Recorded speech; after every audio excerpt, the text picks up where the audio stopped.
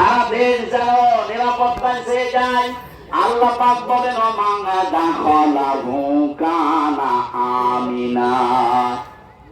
আল্লাহর এরিয়ার ভেতরে কেউ যদি প্রবেশ করে এই ঘরে, আল্লাহ তাকে নিরাপত্তা দিয়ে দেয়। যেহেতু এই বাংলাদেশটা কাবা শরীফ না, এটা কি কাবা শরীফ? বলেন বলেন, ৬,০০০ কিলোমিটার দূর।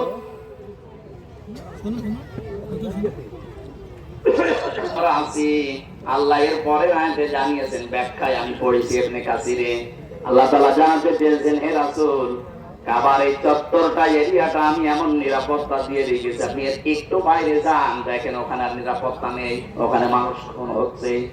আরো জোরে আল্লাহ পাক বলেন ৬,০০০ কিলোমিটার দূরে মনে কর তোর বাড়ি, এই বাংলার ৫৬,০০০ বর্গ মাইল যদি সত্যি নিরাপত্তা বেষ্টিত করতে চাস, আমি একটা আদেশ করি, আল্লাযীনা আমানু ওয়ালা দিনের বেলায় প্রচন্ড গরমে না খেয়ে বসে আছে।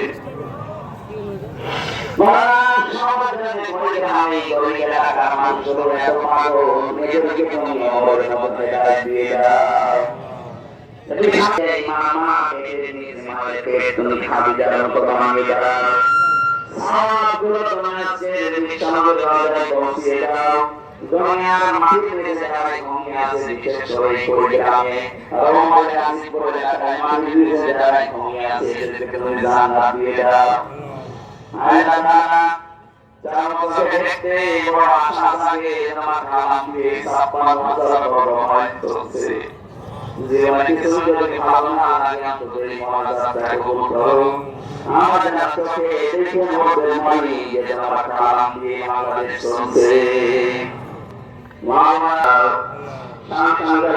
শান্তি নিয়ে আমার শান্তি দান করো।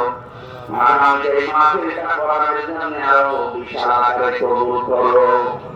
যারা মানুষ আমরা এসেছি আল্লাহ, মরণের সময় যেন ফেরেশতারা আমাদেরকে সালাম দিয়ে জান্নাতে প্রবেশ করায়। বারাকাল্লাহু লানা ওয়া ফিল কোরআনিল আযীম।